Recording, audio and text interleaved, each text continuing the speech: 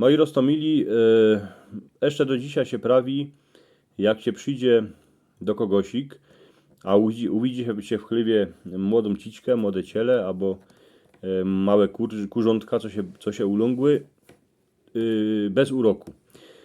Czemu się tak prawi? Bez uroku, to wam teraz wyrządzę. Jak mocie radzi, to moi drzistani, to mi dajcie palec do wyrchu. Subskrybujcie mój kanał, a będę rod. I dziękuję piękne za wszystkie komentarze, za wszystkie to, co piszecie i na YouTubie, a i na Facebooku. Tuż jak to było z tym bez uroku? Co to jest to bez uroku? Kiejsi hańdowni, jak się na gospodarce coś nowego ulungło, to gazda z gaździną byli fest radzi.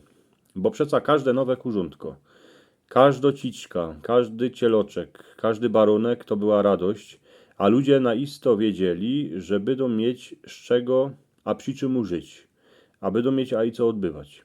Wiele razy, jak się krowa cieliła, to gazda spał na słomie, we chlewie, co by wartko krowie pomóc.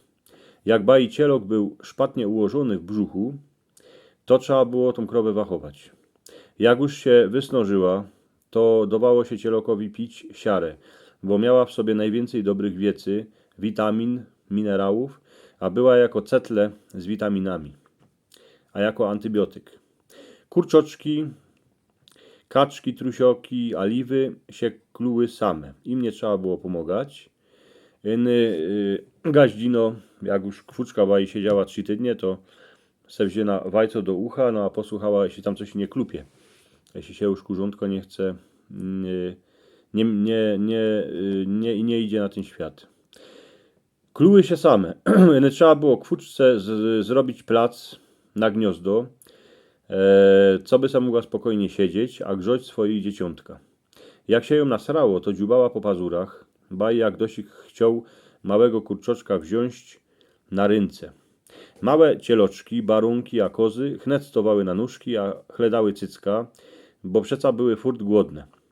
Jak dosik obcy się przyszedł podziwać na małe zwierzątko, ale to nie musiał być cudzy. To mógł być przyjaciel, to mógł być kamrat, to mogła być baba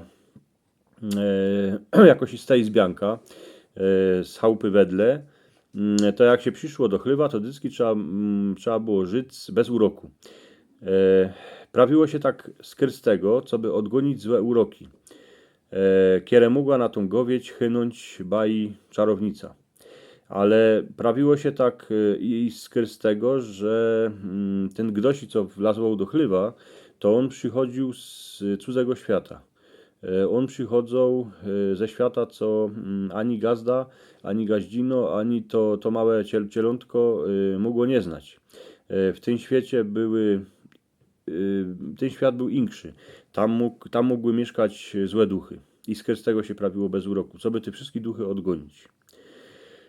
Toż czarownica mogła chynąć takie uroki, ale złe moce szły nie do chałupy, a i do chlewa. Jak dosik nie żył bez uroku, to kury mogły przestać nieść wajca, krowa miała mniej mleka, a barony a byki były przeciwne, a zaczęły buść jak pierun.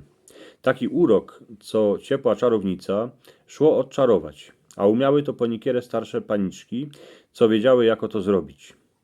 Bez uroku się prawiło, a i jak się szło z nowiecką, jak się urodziło dziecię. Jak się tego nie rzekło, to mógł przyjść debą, a chynąć do kolybki podciepa. Taki podciep potem ryczał, furt chciał jeść, furt był głodny, a były z nim same kurowody. Z tego trzeba było furt wachować, dziecka w kolybce, a dować se pozór, a gor do krzcin. Bez uroku się prawiło i na ogródce, jak gaździnej urosły jarziny, a gazdowi na gruncie obili. Dzisio się też jeszcze prawi bez uroku, a prawią to starzy ludzie, bo nie myślicie se, że diobłów, a czarownic za złych mocy już nie ma na świecie. One są pochowane po lasach, a po przykopach, a one czekają, jaki urok na kogo wciepać.